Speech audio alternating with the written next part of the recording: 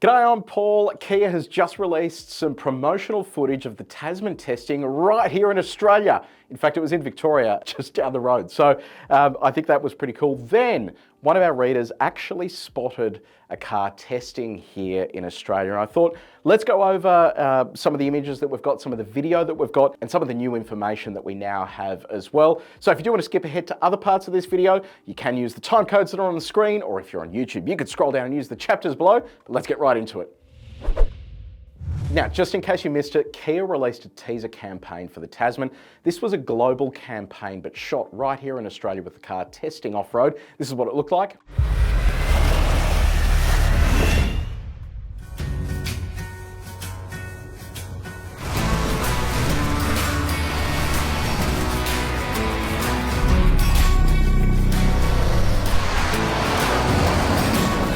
One more round.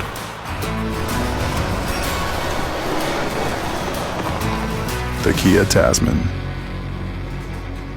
Kia, movement that inspires.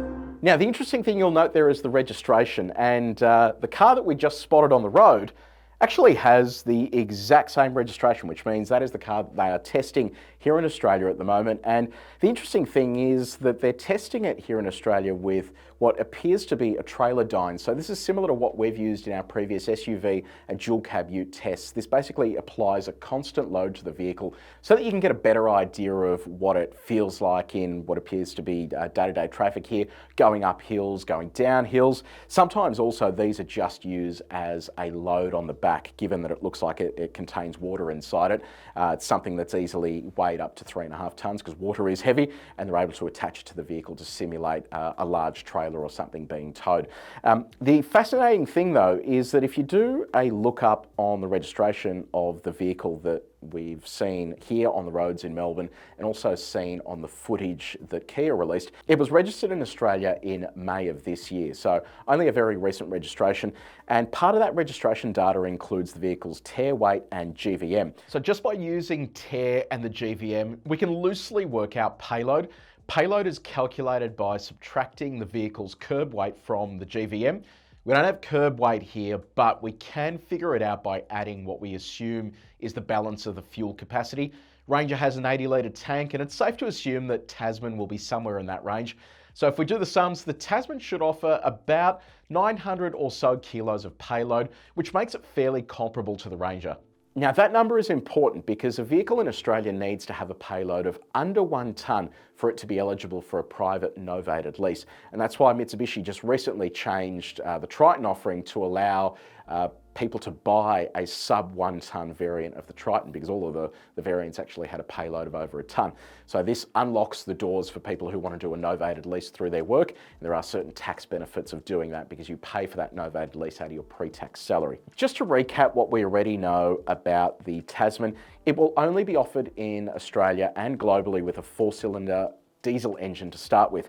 We don't know which diesel is going to go under the bonnet of that, but if you do look at the potential options, they kind of don't sound great, if I'm honest. You've got a 2.2 litre turbocharged diesel in Sorrento that makes 148 kilowatts of power and 440 newton meters of torque. Now that we know the weight of this vehicle, if it weighs around the same as a Ford Ranger, and a Ford Ranger offers 500 newton meters of torque, I can tell you that 440 is going to feel pretty slow in comparison. So I am hoping that Kia is listening to that and that they are working on making sure that the diesel engine inside Tasman has at least 500 newton meters of torque. Anything less is going to make it really hard to have a competing product against Ranger and Hilux, which both offer 500 newton meters of torque now. And of course, Toyota has now actually moved to a very mild hybrid setup as well. Kia is apparently working on an electrified version of this vehicle, but we don't know the details yet. Obviously, Ford is working on a plug-in hybrid, so if Kia launches just with the diesel and doesn't have a hybrid, they're kind of already going to be on the back foot when it comes to competing with some of these other products in the segment. So just something to think about. Now, let's have a look at some of the closer details. So you can see in the video that we have here of the vehicle driving, you've actually got that side step visible in the back there. So that's going to make it through to the production version. You've got a camera there, back and center, but you also have that huge amount of cladding on that front corner.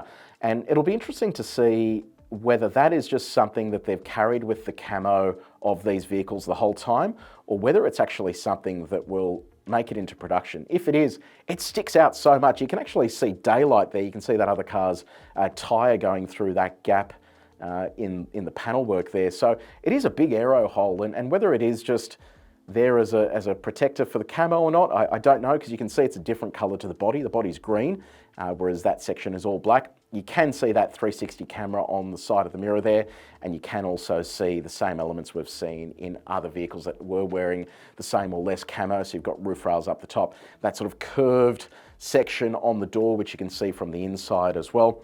At the rear, you can see it's got a grab handle up the top there and what appears to be a fairly centered rear view camera, and then parking sensors down the bottom there as well for things like reverse parking. You probably have a radar nestled into the back there as well for rear cross traffic alert. Appears to have LED tail lights on the back there as well, which is good news. LED tail lights, I mean, it's a bit of a no-brainer in this day and age, but you can see there that they've included that, which is good news.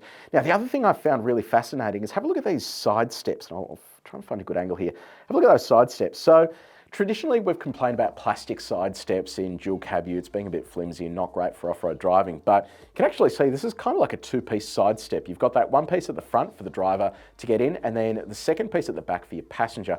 Really cool looking design, and it sort of sits wide of the body as well to meet that sort of extra cladding they have at the front. So it's a fascinating setup, and I like the direction they're heading in there. The other advantage of that as well appears to be that you could place your foot around there somewhere to basically get things out of the front of the tray, in addition to using the side step at the rear as well. Anyway, it is exciting times because it means that this is inching closer and closer to being launched.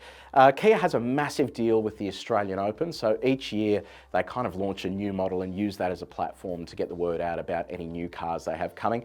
The timing appears to be about right for us to see an uncovered version of this soon, and then for the vehicles to be driving and on roads around Australian Open time, which is January of next year. So not too far away. The fact that they're doing this kind of final testing in Australia at the moment tells me that it is nearing completion. Traditionally with Kia vehicles as well, they do a local ride and handling tune, which means they're using Australian roads and Australian conditions to develop a bespoke tune for the vehicle for our market, which is why Kias typically handle really well when we take them to our ride and handling track. They really are just catered towards the very diverse conditions that we have here in Australia. So let me know what you reckon in the comments section below. Do you think that a 4-cylinder is going to be enough? They have ruled out a V6. I'm not convinced it's going to be enough, but obviously I haven't driven it. I'm excited to drive it. Hopefully it will be enough, and hopefully it will have at least that 500 Newton meters of torque. Otherwise, it is going to be pretty sluggish in comparison to the other vehicles that weigh around the same as that. If you did enjoy this video, please make sure you like it, you share it with your mates, and if you haven't done so already, subscribe to our channel and press the bell icon. But until next time, take it easy.